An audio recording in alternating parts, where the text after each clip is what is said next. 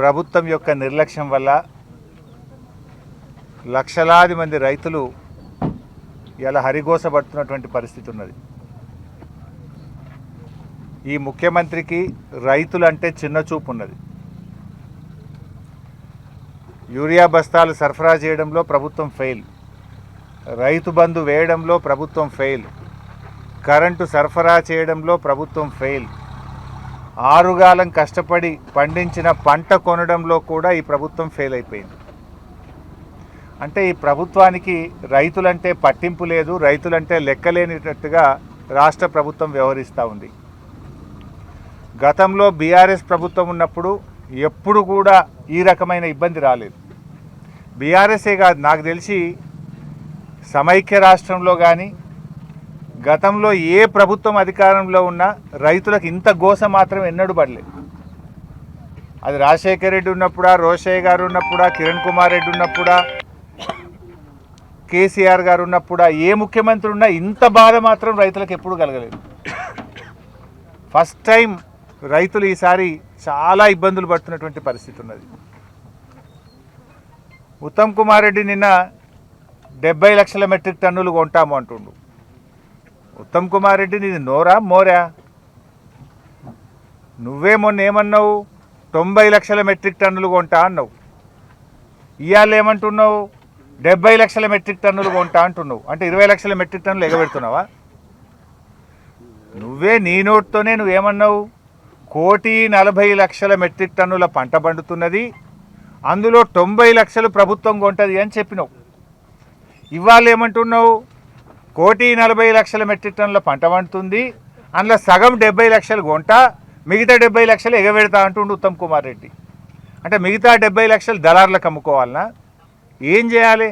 వడ్లు కొనే తెలివి కూడా లేదా ఈ ప్రభుత్వానికి? ఏమనంటే కేంద్ర ప్రభుత్వం మీద నెపం నెడతా ఉన్నాడు ఉత్తమ్ కుమార్ రెడ్డి. కేంద్రం 51 లక్షలే కొంటా అంటుంది, పోయి ధర్నా చేయి.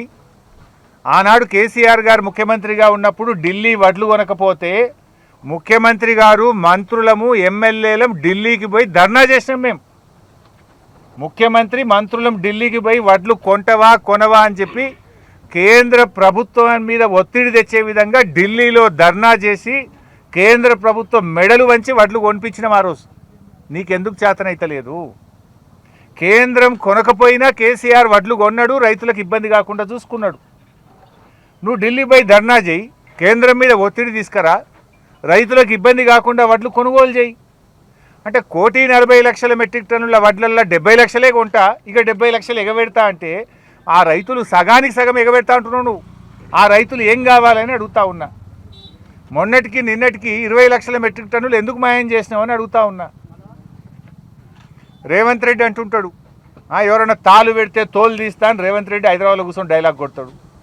నేను ఉత్తమ్ కుమార్ రెడ్డి అంటుండు, తాలు పెడితే నేనైతే కఠినమైన చర్యలు తీసుకుంటా మిల్లుల మీద అంటుండు.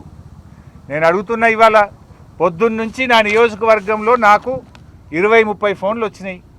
నంగనూరు మండలం ఖానాపూరు, ఖాత, వెంకటాపూరు, నర్మెట, పాలమాకల, సిద్దిపేట అర్బన్ మండలంలో ఎన్సాన్పల్లి, మిట్టపల్లి, అదేవిధంగా పుల్లూరు, రావురూక్ల, రాఘవాపూరు, ఇటు మల్లారము, సికింద్లాపూర్, ఇట్లా అనేక ఫోన్లు వస్తున్నాయి.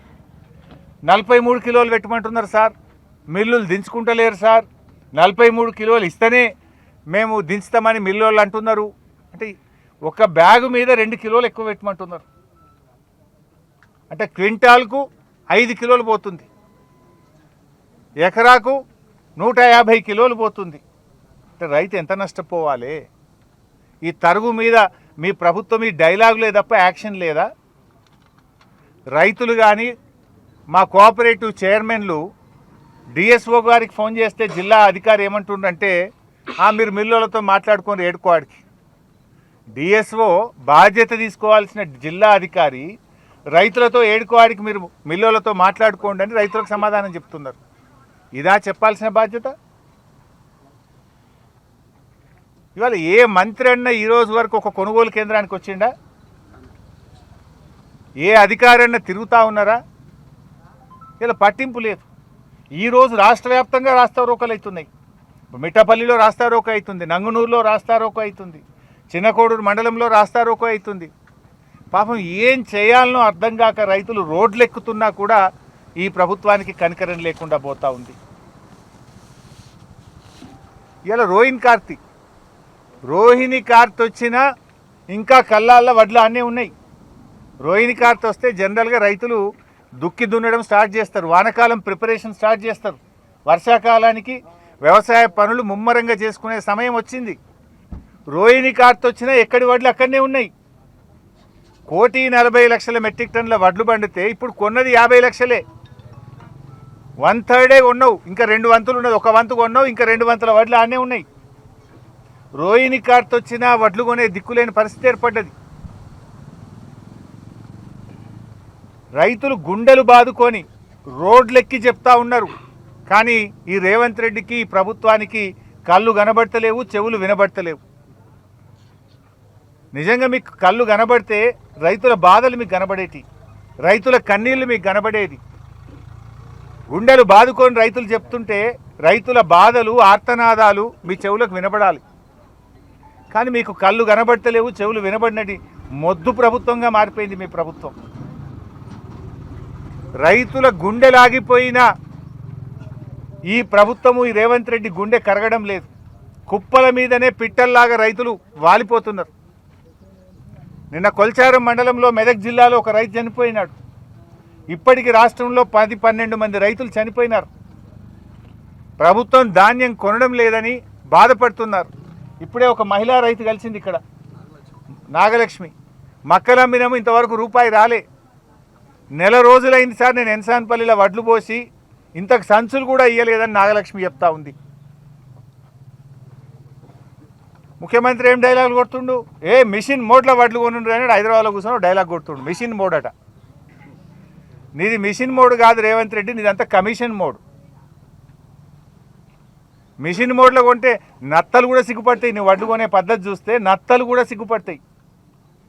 రోహిణి కార్త్ వచ్చినా 3వ వంతు వడ్లు కొనలేను ఇప్పటికి. నీ మిషన్ మోడ్ అంతా కాగితాలకే పరిమితమైంది. నీ డైలాగ్ అంటే నీ పేపర్ టైగర్ ఏదంటే పేపర్ టైగర్ డైలాగ్లేని, పేపర్ టైగర్ మాటలని అసలు వాస్తవం లేదు. నువ్వు హైదరాబాద్లో మిషన్ మోడ్లో కొనమంటే మరి ఎందుకు కొంటలేరు? ఎందుకు తరుగు పెడతా ఉన్నారు? అరే నిన్న క్యాబినెట్ మీటింగ్ అయితే రైతులు ఆశగా చూసిండ్రు. మంత్రులు, ముఖ్యమంత్రి మా గురించి పట్టించుకుంటారేమో, మా గురించి ఏమైనా మాట్లాడతారేమో, ప్రభుత్వం ఏమన్నా మిల్లర్లకు, కలెక్టర్లకు డైరెక్షన్ ఇస్తుందని ఆశపడితే నిన్న క్యాబినెట్ మీటింగ్లో రైతుల గురించి ఒక మాట కూడా మాట్లాడలేదు మీరు. రైతుల గురించి కనీసం ఎట్లా పరిష్కరిద్దామనే ఆలోచన కూడా లేదు మీకు. ఇదే రేవంత్ రెడ్డి సిద్దిపేటకు వచ్చి రైతు భరోసా పైసలు 45 రోజుల్లో 9,000 కోట్లు వేస్తున్నా అని చెప్పిండు. మార్చి 22వ తారీఖు నాడు మేము కట్టించిన ఆయిల్ పామ్ ఫ్యాక్టరీకి రిబ్బన్ కత్తిరించి వచ్చిండు. రిబ్బన్ కత్తిరించి ఏమన్నాడు?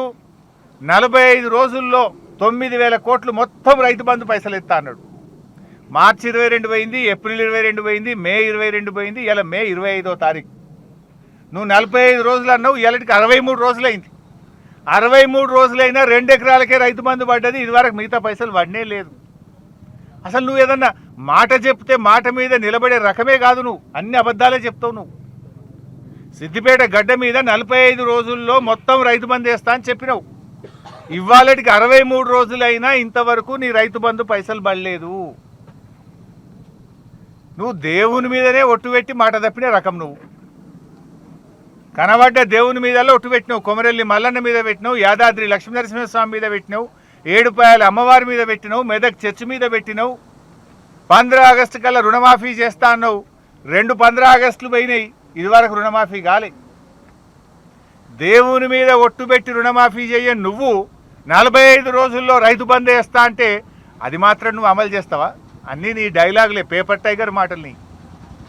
ఏనాడు కూడా నువ్వు మాట మీద నిలబడినటువంటి పరిస్థితి లేదు. ముఖ్యమంత్రి ఇవాళ నేను ఎన్సాన్పల్లికి వచ్చిన రేవంత్ రెడ్డి ఏమడుగుతున్నారు? మా రైతులు లారీలు పంపింది సారు అంటుండు. అంత కొట్టే 6 లారీలు వచ్చినాయి ఇప్పటిదాకా. నెల 15 రోజులల్లో 6 లారీలు వచ్చినాయి. మాకుగా లారీలు పంపితే మేము మొగులైతా ఉన్నది, వాన పడేటట్టు ఉంది. ఇప్పటికీ చెదలు పట్టిపోతున్నాయి వడ్లు. మేము నెల 15 రోజులు వడ్లు పోసి కింద సీసీ లేదు, మట్టి ఉన్నది, సంచులు అట్లే చెదలు పట్టిపోతున్నాయి సార్, జర లారీలు పంపింది అని రైతులు అడుగుతూ ఉన్నారు. ముఖ్యమంత్రి గారు నువ్వు ఢిల్లీ ట్రిప్పులు 60 కొట్టినావు, ఇప్పటికీ 60 సార్లు పోయించినట్టు నువ్వు ఢిల్లీకి. నువ్వు ఢిల్లీ ట్రిప్పులు కొట్టినా మాకైతే వచ్చిందేం లేదు. నీ ఢిల్లీ ట్రిప్పులు ఏమన్నా కానీ గా లారీలతో జల్లి ట్రిప్పులు కొట్టి, గా లారీ ట్రిప్పులు కొడితే గా వడ్లన్న పోతే మా రైతుల కష్టాలన్న తీరుతాయి. గా లారీలు ట్రిప్పులు కొట్టించే తెలివి లేదా నీకు? ఎప్పుడైనా మేము ఇట్లా గట్టిగా అడిగినామనుకో మమ్మల్ని తిట్టిపోస్తున్నారు, ఇక వ్యక్తిగత విమర్శలు చేస్తున్నారు, అక్రమ కేసులు పెడుతున్నారు. గట్టిగా ప్రభుత్వాన్ని నిలదీస్తే ప్రశ్నించిన వాళ్ళ మీద అక్రమ కేసులు పెట్టే ప్రయత్నం చేస్తున్నారు. సరే, నువ్వు మమ్మల్ని ఎంత తిట్టినా మేమేం బాధపడం, కానీ రైతులకు కాంటాలు పెట్టు. రైతులకు కాంటాలు పెట్టి మమ్మల్ని తిట్టుర్రు, ఎంత తిట్టినా పడతాం. గా కాంటాలు పెట్టుర్రు, ఊకే మమ్మల్ని తిడితే వచ్చేదేం లేదు. గా వడ్లు పోయేటట్టు చేయండి, రైతులకు కాంటాలు పెట్టుండ్రి, లారీల ట్రిప్పులు పెంచుండ్రి. ఇప్పుడు ఎన్సాన్పల్లిలో ఇప్పుడే ఒక రైతు చెప్పిండు నాకు, కనకయ్య అనుకుంటా, కనకయ్య అంటుండు సంచులు లేవట సార్, సంచులు అయిపోయినాయి అంటుండు. నేనేమంటున్నా, రేవంత్ రెడ్డి ఈ గారడి మాటలు బంద్ చేయి, గన్ని బ్యాగులు పంపి. అరే గన్ని బ్యాగులు లేవట ఇప్పటికి 4 రోజులే.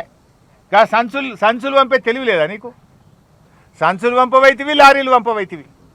ఢిల్లీకి ట్రిప్పులు బంద్ చేయి, లారీ ట్రిప్పులు పెంచు, గారడి మాటలు బంద్ చేయి, గన్ని బ్యాగులు పంపించు, రైతుల గురించి పట్టించుకో. తిట్లు తగ్గించి ధాన్యం తరలించే ప్రయత్నం చేయండి, లారీ ట్రిప్పులు పెంచండి, గన్ని బ్యాగులు సరఫరా చేయండి. చెదలు పడుతుంది, వానలు పడే పరిస్థితి ఉంది, మొగలైతా ఉంది. యుద్ధ ప్రాతిపదికన అధికారులను పెట్టి రైతుల ఇబ్బందులు తొలగించాలని చెప్పి మేము ప్రభుత్వాన్ని డిమాండ్ చేస్తూ ఉన్నాం. 1-2 రోజుల్లో గిట్ట మార్పు రాకపోతే స్వయంగా నేనే వెళ్ళి కలెక్టరేట్ ముందు నిరవధిక ధర్నా చేపడతామని చెప్పి కూడా హెచ్చరిస్తూ ఉన్నాం. వేలాది మంది రైతులను తీసుకెళ్ళి కలెక్టరేట్ను దిగ్బంధం చేస్తామని చెప్పి కూడా నేను ప్రభుత్వాన్ని హెచ్చరిస్తూ ఉన్నాం. రాష్ట్ర వ్యాప్తంగా కూడా 2-3 రోజుల్లో పరిస్థితుల్లో మార్పు రావాలి. లారీలు పంపండి, గన్నీ బ్యాగులు పంపండి, రైతుల్ని ఆదుకోండి. లేదంటే ఎక్కడికక్కడ అన్ని జిల్లాల్లో కలెక్టరేట్లను దిగ్బంధం చేసి ప్రభుత్వం మీద ఒత్తిడి పెంచాల్సి వస్తుంది. ఆ పరిస్థితి తెచ్చుకోకముందే తక్షణమే లారీలు పంపండి, తొందరగా ఖాళీ చేయించండి, తరుగు లేకుండా కొనాలి, రైస్ మిల్లులకు స్పష్టమైన ఆదేశాలు ఇవ్వండి. ముఖ్యమంత్రి గారు హైదరాబాద్లో కూర్చొని ఉత్తమ్ కుమార్ రెడ్డి చెప్పుడు కాదు, ఏ ఊర్లోకి వస్తారో రండి. అలా నేను ఇప్పుడు 12 ఊర్ల పేర్లు చెప్పిన. పొద్దున్నుంచి ఆ 12 ఊర్ల రైతులు 43 కిలోలు పెడితేనే మిల్లులు దించుకుంటామంటున్నారు అని చెప్తా ఉన్నారు. మరి 43 కిలోలు పెట్టమంటే క్వింటాల్కి 5 కిలోలు తరుగు పెడుతున్నారు. క్వింటాల్కి 5 కిలోలు తరుగు పెడుతుంటే నువ్వు ఆడ కూర్చొని తరుగు నువ్వు తీసుకుంటే కఠిన చర్యలు అంటే మరి ఎవరు తీసుకోవాలి? చర్యలు నీ మీద తీసుకోవాలి, నీ తోలు తీయాలి. ఇప్పుడు నీ మీద కఠిన చర్యలు తీసుకోవాలి. అయితే మిల్లర్ల మీద చర్యలు తీసుకో, రైతుల్ని కాపాడు. లేదంటే ఇదే ప్రజలు తప్పకుండా నీ మీద కఠిన చర్యలు తీసుకునే రోజులు దగ్గర పడతా ఉన్నాయి. ఇప్పటికైనా మేల్కోండి. రాజకీయ విమర్శలు కాదు, పరిష్కారం చూడండి. తక్షణమే యుద్ధ ప్రాతిపదికన కొనుగోళ్ల ప్రక్రియను వేగవంతం చేయండి. ఇచ్చిన మాట ప్రకారంగా రైతు బంధు నిధులు వెంటనే రైతులకు విడుదల చేయాలని ముఖ్యమంత్రి గారికి నేను గుర్తు చేస్తూ ఉన్నా. నువ్వు 45 రోజులని చెప్పినావు, 63 రోజులైంది బిడ్డ ఇయ్యాలటికి. తక్షణమే ఆ రైతు బంధు డబ్బులు విడుదల చేయి. మక్కలు కొన్న రైతులకు ఇప్పటికి ₹1 రాలే, ఇంకా మక్కలు ఎక్కడెక్కడనే ఉన్నాయి. ₹1 కూడా మక్క రైతుకి ఇంతవరకు రాలేదు. 2 నెలలైంది మక్కలమ్మి. దయచేసి మక్క రైతులకు తక్షణమే డబ్బులు విడుదల చేయాలని ప్రభుత్వాన్ని డిమాండ్ చేస్తున్నాం. అదేవిధంగా సన్ఫ్లవరు, జొన్నలు కొన్న రైతులకు కూడా డబ్బులు పట్టలేవు. ఆ రైతులకు కూడా డబ్బులు విడుదల చేయాలని ప్రభుత్వాన్ని డిమాండ్ చేస్తున్నాం.